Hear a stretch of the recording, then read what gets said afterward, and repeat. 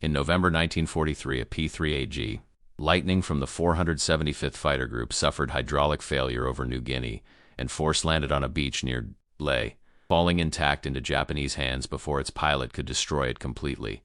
For Japanese fighter pilots who had spent 2 years developing tactics against single-engine American fighters, watching as their own aircraft were steadily outclassed by successive waves of American designs, this twin-engine fighter represented a phenomenon they had encountered in combat but could not understand. An aircraft that could climb at 3,300 feet per minute not once but repeatedly, that could engage in high-speed combat.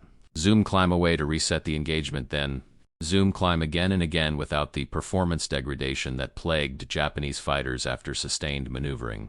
What these combat veterans would discover during their evaluation flights would force them to confront a brutal truth about why Japan was losing the air war in the Pacific, that American engineering philosophy prioritizing sustained performance through redundant systems and robust construction created fighters that maintained combat effectiveness throughout extended engagements, while Japanese philosophy prioritizing initial performance through weight minimization created fighters that flew brilliantly for the first few minutes of combat but degraded rapidly under sustained stress. And that in the air war of 1943, where engagements lasted 20 to 30 minutes rather than the 3 to 5 minutes, Japanese doctrine assumed sustained performance determined survival. This is the story of how experienced Japanese aces learned that their tactical expertise was being negated by American fighters that could simply outclimb them repeatedly until Japanese pilots exhausted themselves in their aircraft, and how honest reports documenting this performance gap traveled through a command structure that had neither the industrial capacity nor the engineering philosophy to respond. Subscribe now for the untold stories of the Pacific Air War, where battles were decided not by the first turn or the first climb, but by which aircraft could maintain performance through the 10th climb and the 20th turn, where American fighters built like tanks defeated Japanese fighters built like racing cars through sustained combat endurance that turned dogfights into wars of attrition. We reveal the technical realities that determined who lived and who died. Hit subscribe. November 28, 1943. Rabaul Airfield, New Britain. The afternoon is oppressively hot.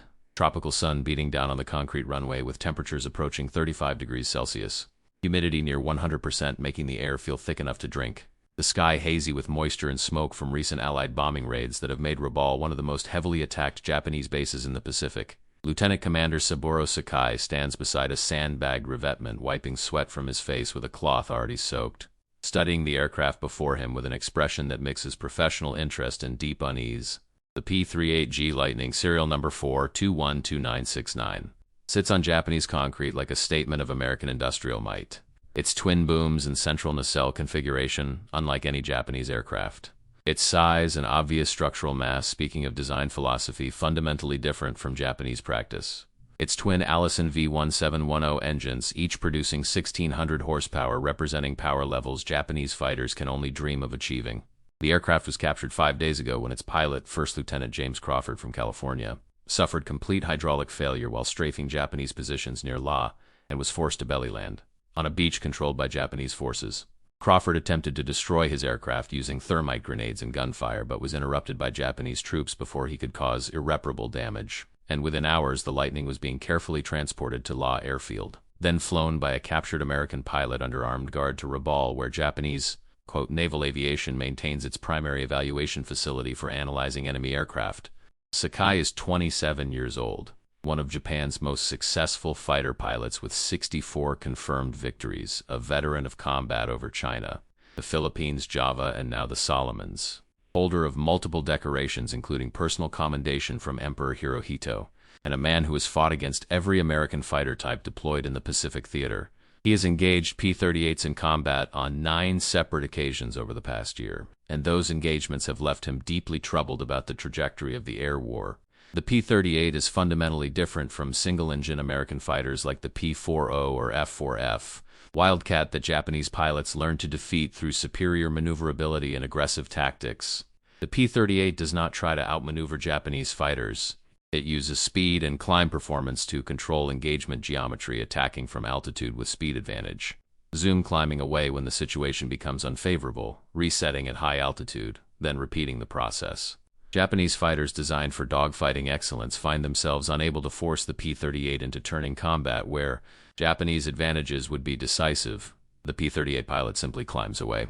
and Japanese fighters cannot follow because they lack the sustained climb performance to match the American twin-engine fighter. This pattern has repeated itself in every engagement Sakai has experienced with P-38s. The American pilot attacks from altitude, fires a burst, then pulls up into a steep climb that carries him 3,000 to 4,000 feet above the fight within 30 to 40 seconds. The Japanese pilot attempts to follow, pulling his Zero or Oscar into maximum climb, engine at full power, but the climb rate is insufficient to maintain closure. The P-38 reaches altitude first, levels off, observes the tactical situation, and either dives to attack again or simply maintains altitude advantage and leaves the area. If the Japanese pilot persists in trying to climb after the P-38, he exhausts his aircraft and himself, burning fuel at maximum rate, stressing the engine with sustained full-power operation that Japanese engines are not designed to withstand for extended periods, and ultimately stalling out at altitude below where the P-38 is positioned. The P-38 pilot then has the option to attack the stalled Japanese fighter from above, or simply disengage knowing the Japanese fighter is no longer a threat. The tactical situation is profoundly one-sided, and Sakai has watched skilled Japanese pilots die because they could not climb fast enough to prevent P-38s from dictating engagement terms. Behind Sakai, 3 other pilots wait in the oppressive heat, all combat veterans selected for their experience and their reputation for honest assessment. Lieutenant Hiroyoshi Nishizawa, 24 years old, with 87 confirmed victories, considered by many to be Japan's most skilled fighter pilot, a man whose aerobatic ability and gunnery precision are legendary, but who has privately expressed concern that Japanese tactical doctrine is failing against American fighters that refuse to fight on Japanese terms. Lieutenant Junior Grade Toshio Otio, 26 years old, with 34 confirmed victories, an analytical pilot who approaches combat as engineering problem and who has written extensively about the need for Japanese fighters with better speed and climb performance, even if it requires sacrificing some maneuverability. And Warrant Officer Kiyoshi Ito, 29 years old, with 18 confirmed victories, an experienced instructor pilot who understands both combat operations and aircraft performance theory, and who will document technical details during the evaluation. These 4 men collectively represent over 200 victories, thousands of hours of combat experience, and growing awareness that Japan is losing the air war, not because Japanese pilots lack skill, but because Japanese aircraft increasingly lack competitive performance in the domains where combat is actually fought.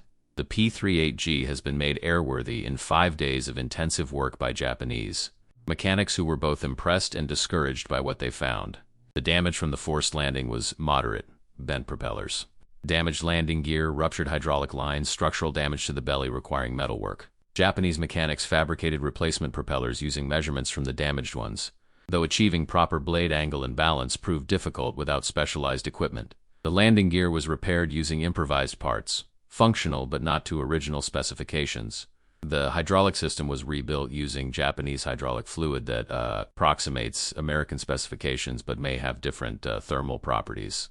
The belly damage was patched using aluminum sheet riveted in place strong enough for flight testing but not combat operations. The most challenging aspect was the engines themselves, the twin Allison V1710s that are unlike any Japanese engine in configuration and construction. The V1710 is a 12-cylinder V engine with liquid cooling, mechanical supercharging, and sophisticated control systems. Japanese fighters use air-cooled radial engines or liquid-cooled inline engines, but none match the V1710's combination of power, reliability, and high-altitude performance. The mechanics tested both engines extensively on the ground, discovering that they run smoothly, produce power as expected, and show none of the temperamental behavior that characterizes high performance. Japanese engines which require constant adjustment and careful management. What struck the Japanese mechanics most forcefully was the P-38's construction quality and design philosophy. The aircraft is massively built by Japanese standards, with heavy structure, redundant systems, and substantial safety margins. The weight is approximately 14,000 pounds empty compared to the Zero's 3,900 pounds empty. The P-38 weighs 3.5 times what a Zero weighs. Carries 2 engines producing 3,200 horsepower total compared to the Zero's single engine producing 1,100 horsepower, and yet achieves competitive or superior performance in speed and climb. The difference is power-to-weight ratio and engineering philosophy. The P-38 has 0.23 horsepower per pound. The Zero has 0.28 horsepower per pound. The Zero's slight advantage in power-to-weight should make it the superior climber and accelerator, but actual performance demonstrates the opposite, suggesting that other factors matter more than simple power-to-weight calculations. Those factors include aerodynamic efficiency, propeller efficiency, supercharger efficiency, and most critically, sustained performance under combat conditions. The Zero achieves its impressive power-to-weight ratio through extreme weight reduction, minimizing structure, eliminating redundancy, accepting reduced safety margins. This gives excellent performance initially but means the aircraft degrades under combat stress. Overheating after sustained full-power operations, structural fatigue from repeated high-G maneuvers. Control surface effectiveness degrading as speeds increase beyond design limits. The P-38 achieves its performance through brute force engineering, overwhelming any efficiency disadvantages through sheer power, and maintaining that power reliably through robust construction and redundant systems. Sakai walks slowly around the P-38, examining every detail with the eye of a pilot who has fought against this aircraft and desperately needs to understand its capabilities and limitations. The configuration is unconventional by Japanese standards. Twin booms extending rearward from the engines. Central nacelle housing the cockpit and armament, tail surfaces connecting the booms. The configuration provides several advantages.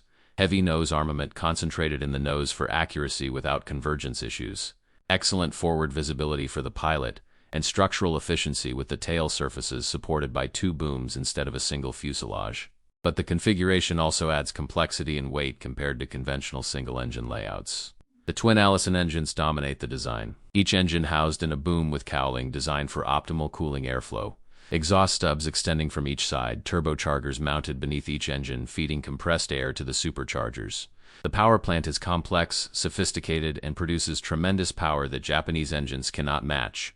The wings are thick at the root, tapering to thinner sections at the tip, spanning 52 feet from tip to tip, much larger than the Zero's 36-foot span. The larger wings provide more lift at altitude where air is thin, though they also create more drag at low altitude. The wing loading is moderate, 27 pounds per square foot compared to the Zero's 20 pounds per square foot, suggesting the P-38 will turn more slowly in sustained turns but will perform better at high speed and high altitude where low wing loading provides less advantage. The control surfaces are large, with fabric covering over metal frames, traditional construction similar to Japanese practice. The landing gear's tricycle configuration, nose wheel and main wheels, unusual for fighters where most use tail draggers. The tricycle gear provides excellent ground handling and visibility during taxi, though it adds weight and complexity. Everything about the P-38 reflects American design philosophy: accept weight and complexity to achieve reliability and performance. Prioritize sustained operations over maximum performance. Build robust systems that continue functioning even when damaged or stressed. This philosophy is alien to Japanese aircraft design, which prioritizes minimum weight and maximum performance, accepting reduced reliability and sustainability as necessary trade-offs. The armament is concentrated in the nose. 4 50 caliber Browning machine guns and 1 20mm Hispano cannon, all firing directly forward along the aircraft centerline. This concentration provides tremendous accuracy because there is no convergence angle to calculate or adjust. The pilot simply points the aircraft at the target and fires, knowing every bullet and shell travels the same path. Japanese fighters mount guns and wings, requiring convergence settings that vary with range, creating complex gunnery solutions and limiting effective firing range. The P-38's nose armament eliminates these problems, making it an easier gunnery platform for average pilots and a devastating platform for skilled pilots. The ammunition capacity is substantial, 500 rounds per machine gun and 150 rounds for the cannon, allowing sustained fire during extended engagements.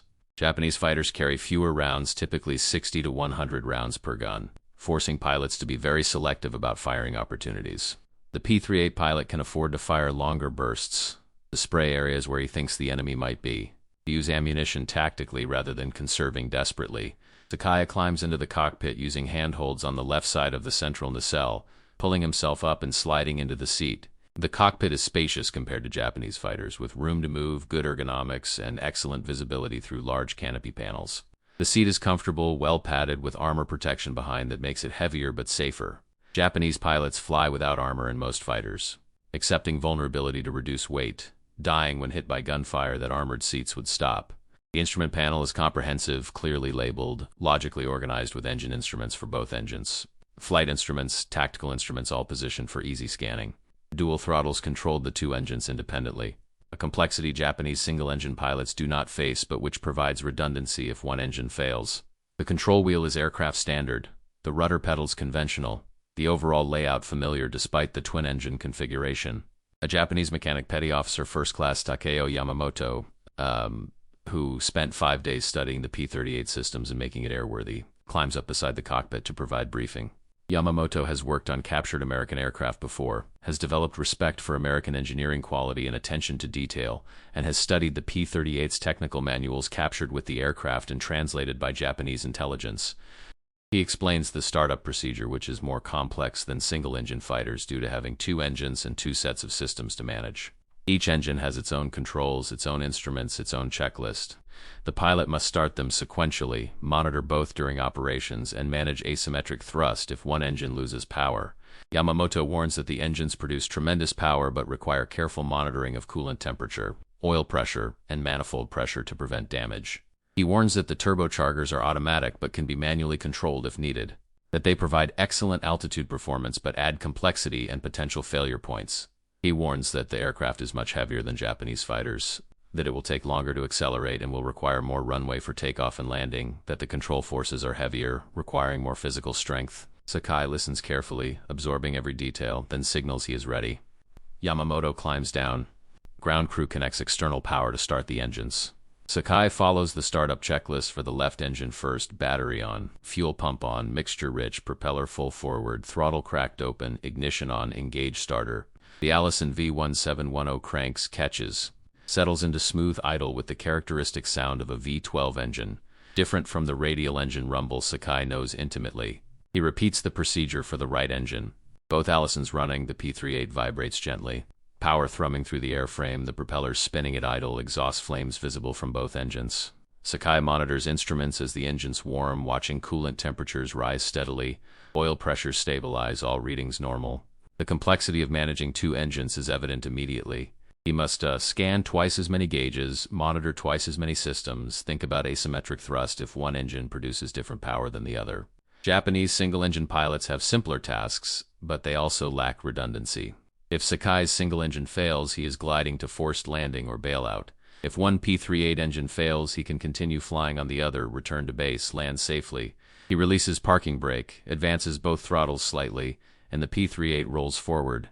The tricycle landing gear makes taxiing straightforward. The nose wheel providing steerable control, forward visibility, excellent. He taxis to the runway, heavy aircraft moving ponderously compared to the nimble Zero. At the runway threshold, he runs pre-takeoff checks. Mixture rich both engines, propellers full forward both engines, turbos at takeoff setting. Fuel selectors main tanks, magnetos both for each engine temperatures and pressures normal both engines, flight controls free and correct. He takes a breath, mentally preparing for the experience of flying an enemy aircraft, then advances both throttles to take off power. The Allison's roar, 3,200 horsepower total, pushing against the airframe, the P-38 accelerating down the runway. The acceleration is good, better than he expected for such a heavy aircraft. At 90 miles per hour, the nose wheel lifts. At 120 miles per hour, he rotates and the P-38 leaps into the air, climbing steeply. He retracts landing gear, the wheels folding up into the booms with mechanical precision. He retracts flaps, reduces power to climb setting, and the P-38 climbs at an indicated rate of 3,300 feet per minute. Sakai watches the rate of climb indicator with disbelief bordering on shock, 3,300 feet per minute.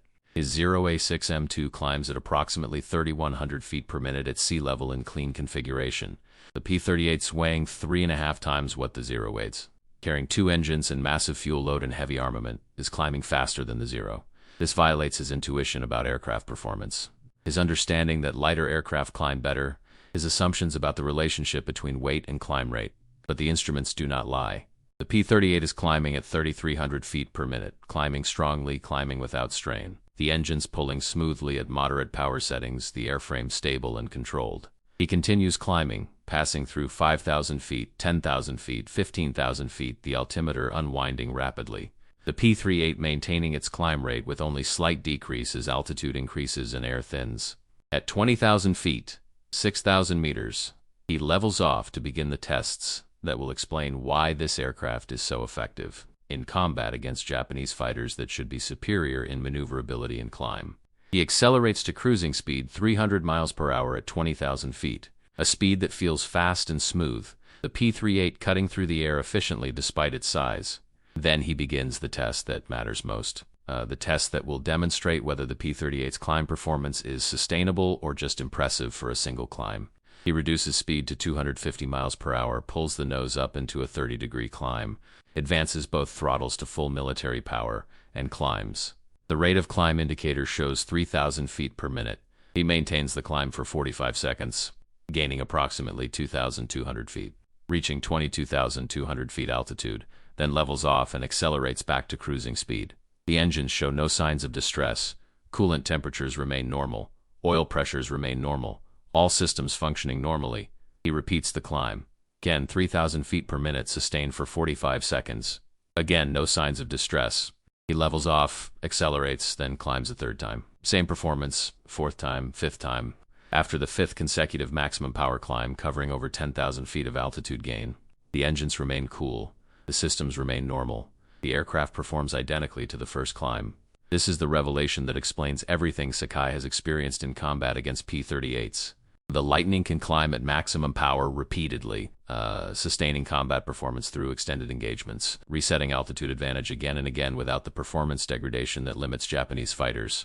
The Zero can achieve comparable climb rate initially, but only for 1 or 2 climbs before the engine overheats from sustained full power operation, before oil temperature rises to dangerous levels, before coolant temperature forces power reduction. Japanese engines are designed to operate at cruise power most of the time, using full power briefly for takeoff and combat emergencies, returning to reduced power before heat buildup causes damage. The Allison engines in the P-38 are designed to operate at military power continuously, to sustain full combat power for 30 minutes or more without overheating, to maintain performance through repeated maximum effort climbs and accelerations. The difference is engineering philosophy and construction quality. Japanese engines achieve high performance through aggressive tuning and accepting narrow operating margins. American engines achieve high performance through robust construction that allows sustained, high-power operation without exceeding thermal or mechanical limits. Sakai conducts one more test to confirm his understanding.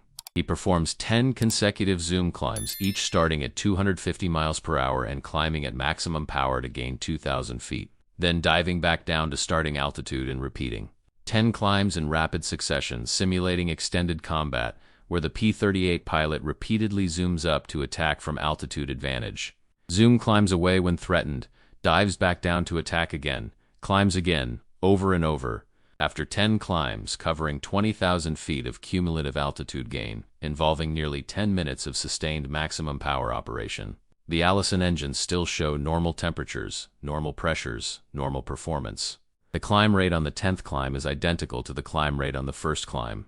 The P-38 can sustain combat performance indefinitely, or at least until fuel exhaustion forces return to base, without the thermal degradation that would force a Japanese fighter to reduce power after 3 or 4 such climbs.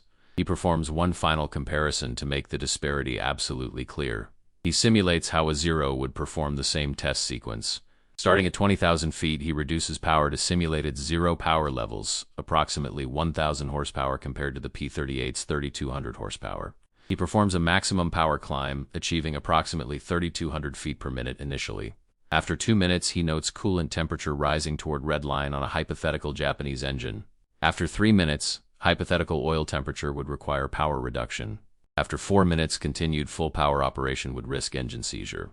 The Zero could sustain maximum power for perhaps 3 to 4 minutes total, enough for 2 or 3 zoom climbs before being forced to reduce power to prevent engine damage. The P-38 can sustain maximum power for 30 minutes, enough for 15 to 20 zoom climbs. The difference in sustained combat capability is overwhelming. P-38 pilot can fight at maximum intensity for the entire engagement. The Zero pilot must carefully manage power to avoid destroying his engine, accepting reduced performance after the first few minutes of combat. After 2 hours of intensive testing, exploring every aspect of the P-38's climb performance in sustained operations, Sakai returns to Rabaul. The landing is straightforward despite the aircraft's weight, the tricycle gear making touchdown and rollout simple. He taxis to the revetment, shuts down both Allisons, and sits in the cockpit for several minutes processing what he has learned. The P-38 is not a better dogfighter than the Zero in turning combat. The Zero would dominate due to lower wing loading and better maneuverability, but the P-38 never has to dogfight. It can use speed and climb performance to control engagement geometry, attacking when advantageous, climbing away when threatened, resetting repeatedly until the Japanese fighter exhausts its fuel or its engine or its pilot. The sustained performance advantage is decisive in combat lasting longer than 5 minutes. Japanese tactical doctrine assumes combat lasting 3 to 5 minutes. Quick engagement, achieve kill or disengage, return to base. American fighters are designed for combat lasting 20 to 30 minutes. Extended engagements, sustained high-power operations, repeatedly attacking until achieving decisive results.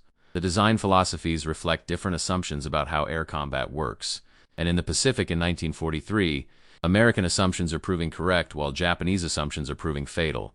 Nishizawa flies next, bringing perspective from 87 victories and reputation as Japan's most skilled aerobatic pilot.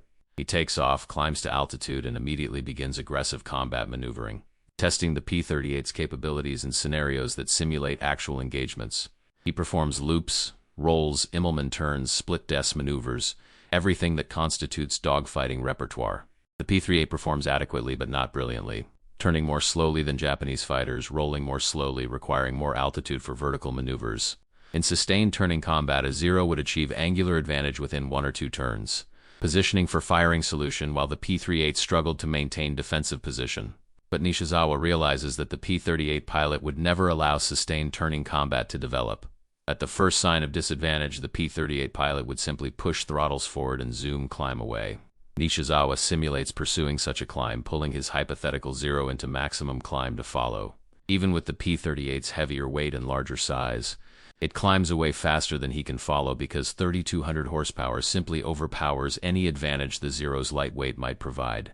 After 10 seconds, the P-38 is out of gun range. After 20 seconds, it is 300 feet higher.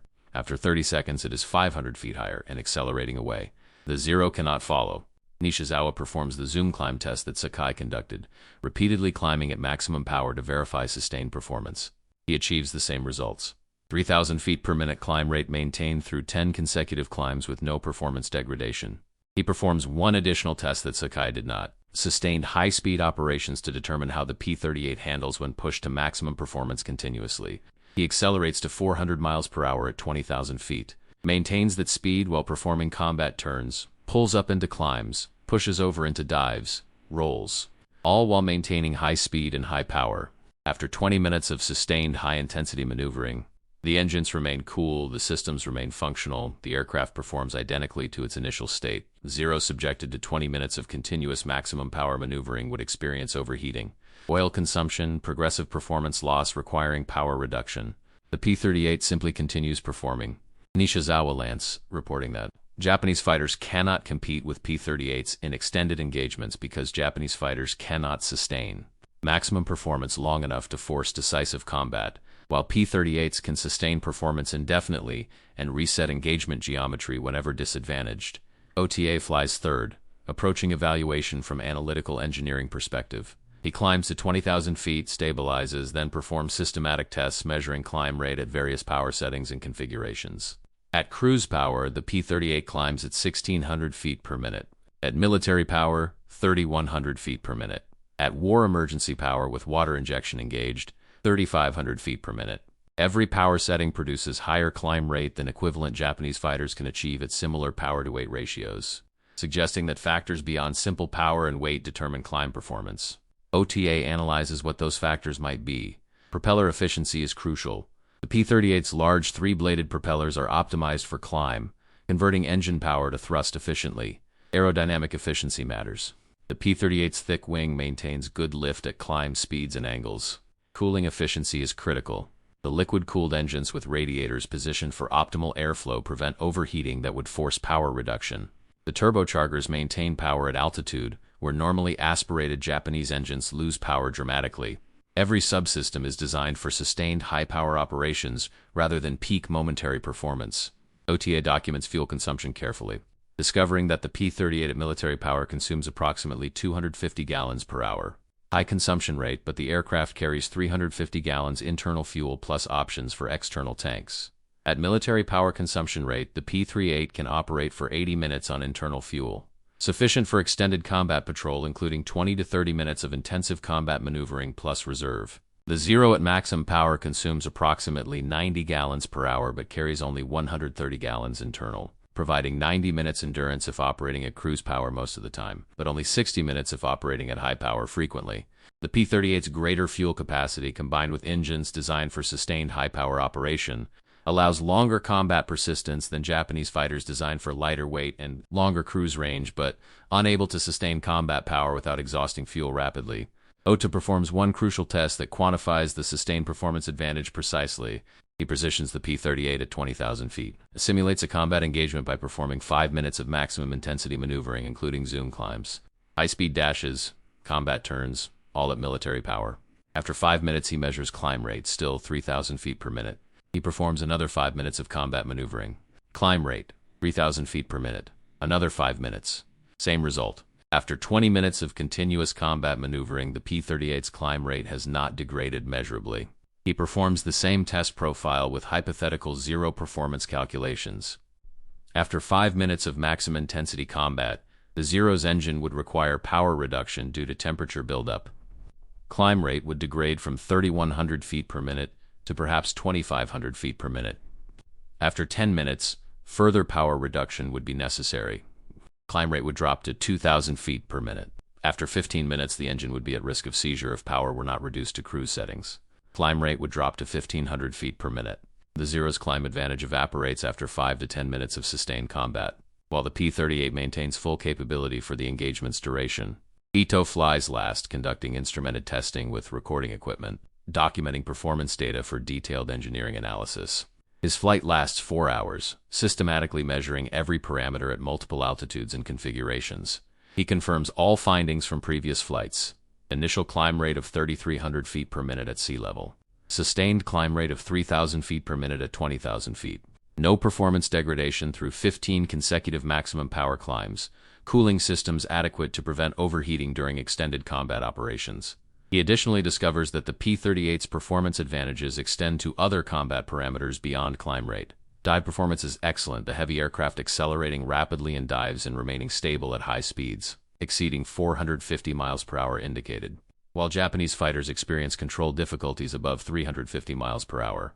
Zoom climb efficiency is outstanding, the P-38 converting dive speed to altitude gain with minimal energy loss, while Japanese fighters bleed energy rapidly in vertical maneuvers due to higher drag.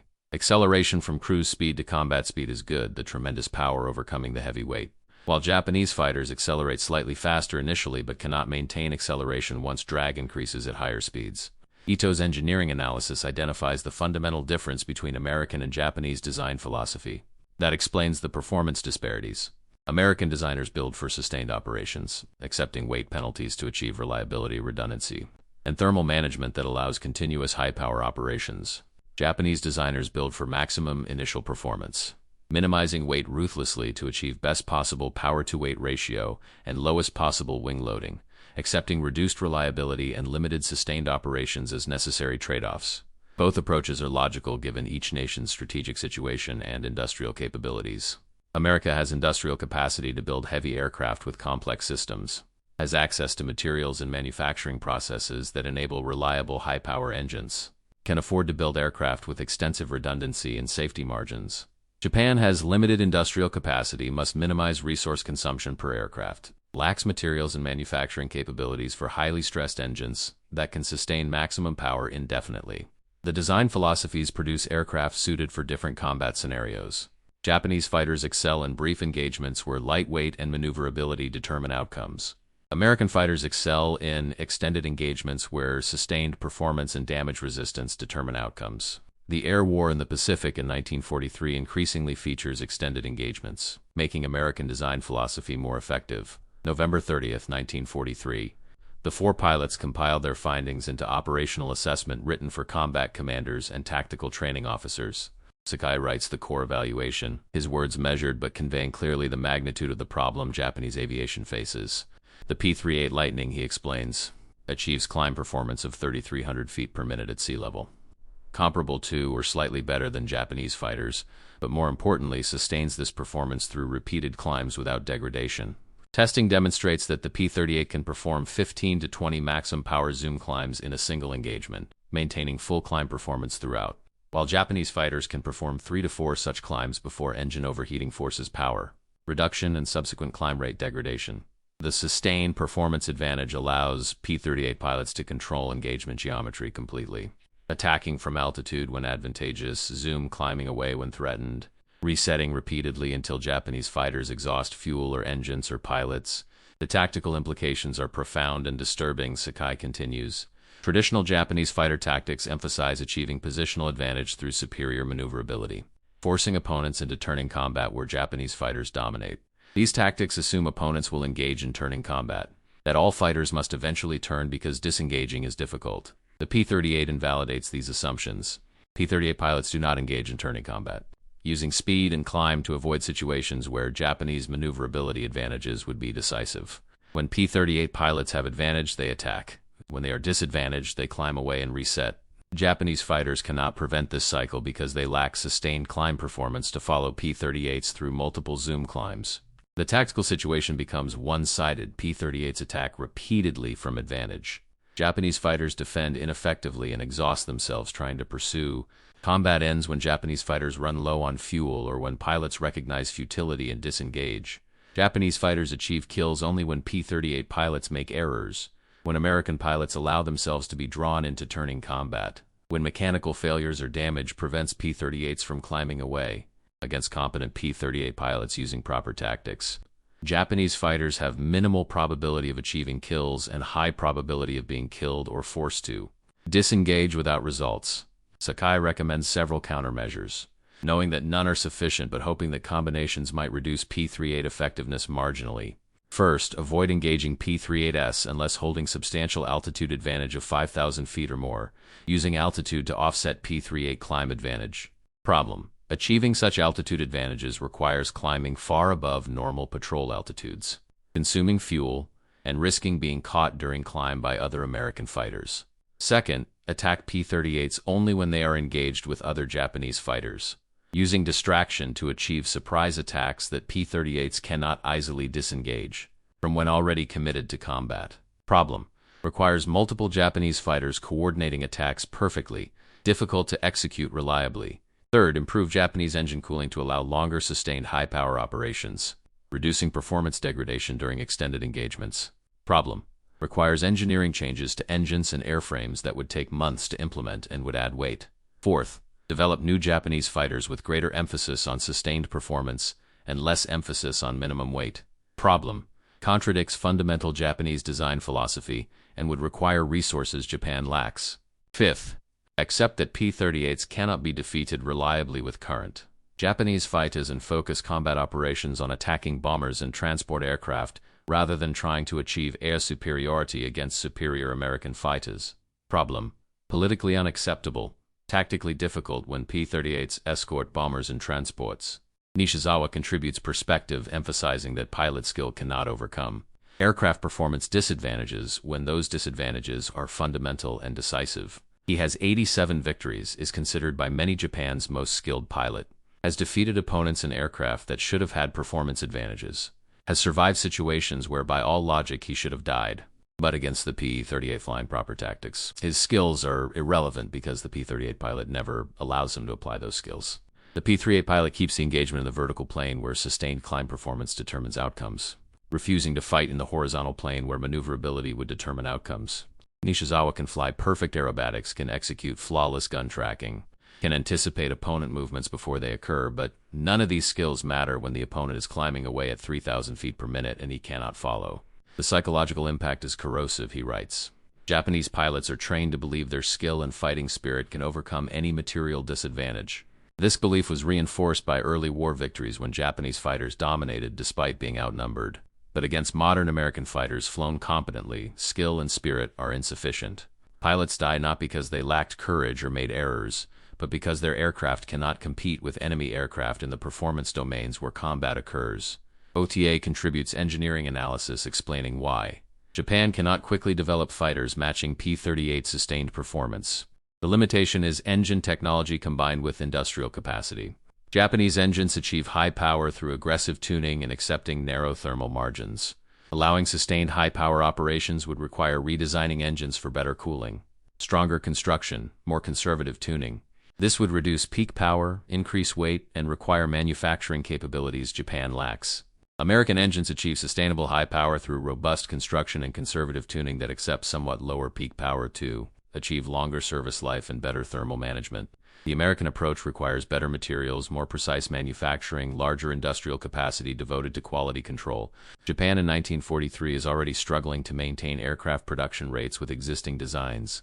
Redesigning for sustained performance would reduce production rates further, create transition period where new designs are not yet reliable while old designs are no longer produced. The time required for redesign, testing, production preparation, and deployment is minimum 12 to 18 months, probably longer. American aircraft development continues advancing during this period. By the time Japan fields fighters with improved sustained performance, American fighters will have improved further. Japan is caught in technological race it cannot win through industrial capacity constraints and resource limitations. Ito contributes operational data from testing quantifying exactly how sustained performance affects combat outcomes.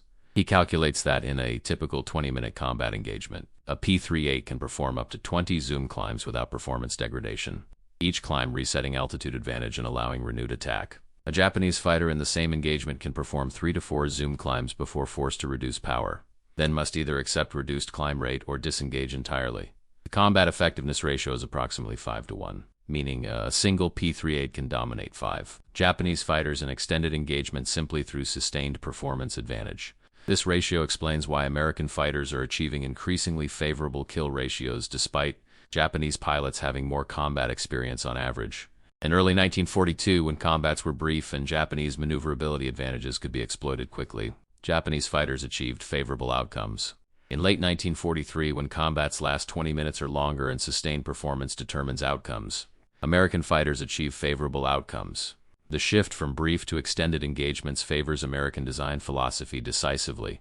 The assessment, 73 pages including technical appendices with performance data and thermal analysis, is dated December 2, 1943, classified top secret, and forwarded through Naval Aviation Command channels to Combined Fleet Headquarters.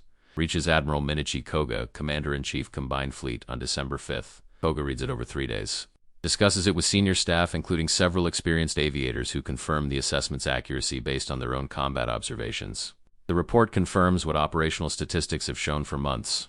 Japanese aircraft are being outperformed by American fighters that Japanese pilots cannot defeat using tactics that worked in early war. Koga forwards the assessment to Naval General Staff with cover memos stating that Japan needs either new fighters with performance matching American aircraft or new tactical doctrine accepting that air superiority is lost and focusing on defensive operations.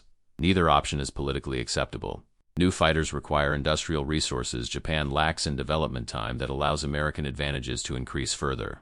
New doctrine accepting loss of air superiority acknowledges strategic defeat before political leadership is ready to accept that reality. The response from Naval General Staff, received December 11th, acknowledges the problem but offers no solutions. Fighter development programs will continue current trajectory developing improved versions of existing aircraft with incremental performance improvements. No radical redesigns authorized due to industrial capacity constraints and time pressures. Tactical doctrine will emphasize aggressive spirit and individual pilot skill, maintaining belief that superior Japanese fighting spirit can overcome material disadvantages. Pilot training will focus on combat skills that allow exploitation of any American errors, maximizing effectiveness against imperfect enemy tactics. Resource allocation will prioritize production quantity over quality improvements, maintaining fighter strength through numbers rather than individual performance. The response is essentially a decision to continue current approaches despite evidence they are failing, hoping that American aircraft development will plateau or that strategic conditions will change before Japanese fighter inferiority becomes catastrophic. December 1943 through August 1945. The slaughter continues. Japanese fighters engage American fighters, including increasing numbers of P-38s, are systematically outperformed in extended engagements, achieve occasional victories through surprise or American errors, but cannot prevent American air superiority. Japanese pilot losses accelerate as experienced veterans are killed faster than replacement pilots can be trained.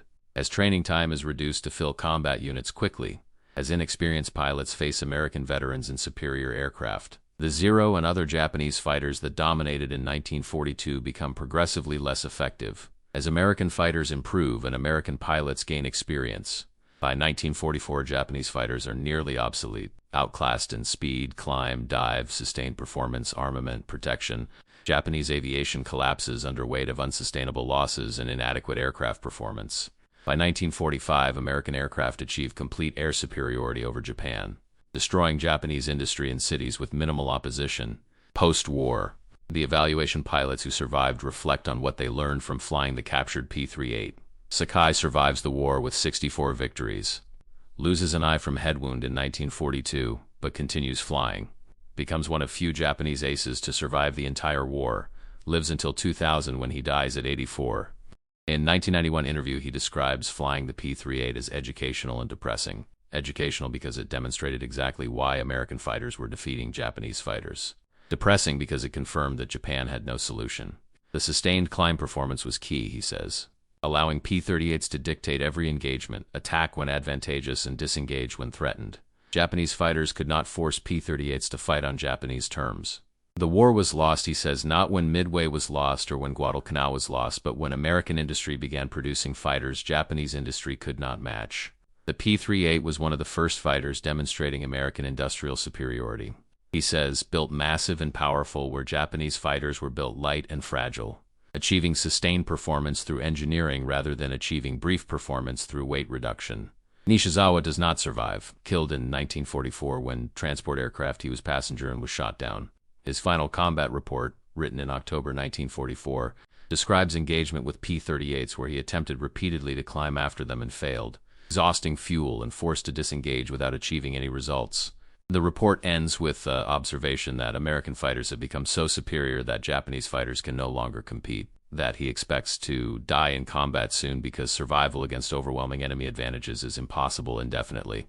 Ota survives, becomes engineering officer in post-war Japan's self-defense force, contributes to development of Japanese jet aircraft in 1950s.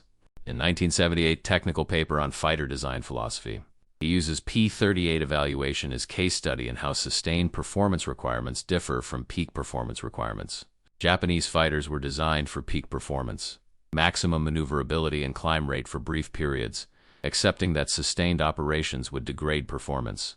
American fighters were designed for sustained performance, maintaining combat capability through extended engagements, accepting somewhat lower peak performance to achieve reliability and endurance.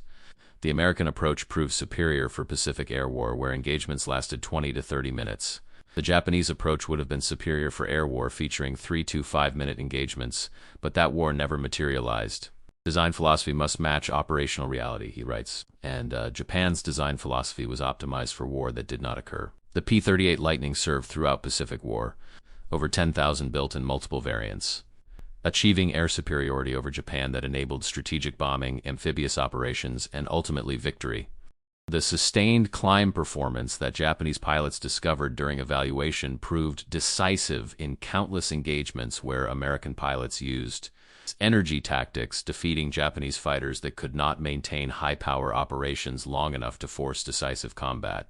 The twin-engine configuration that seemed inefficient compared to single-engine fighters provided redundancies that saved many American pilots when one engine was damaged, allowing them to return to base where single-engine pilots would have been forced to bail out. The lesson, understood by post-war aviation planners globally, was that sustained performance matters more than peak performance in modern air combat, where engagements last extended periods. That robust engineering enabling reliable high-power operations produces better combat effectiveness than aggressive engineering achieving higher peak power at cost of reliability. And that industrial capacity to build heavier, more complex aircraft with redundant systems provides decisive advantages in prolonged conflict where pilot survival and aircraft availability determine outcomes. The P-38 proved these principles through combat effectiveness that Japanese pilots recognized but could not counter. The P-38 evaluation revealed that sustained combat performance, the ability to climb at 3,300 feet per minute repeatedly without degradation, mattered more than peak performance or maneuverability in determining air combat outcomes. Japanese pilots understood after flying the Lightning that American engineering philosophy, prioritizing robust construction and sustainable operations, defeated Japanese philosophy, prioritizing lightweight and peak performance. But Japan lacked the industrial capacity and time to respond. If you want more stories about how engineering philosophy and sustained performance shaped the Pacific Air War, subscribe now. We publish these in-depth analyses every week. Thanks for watching.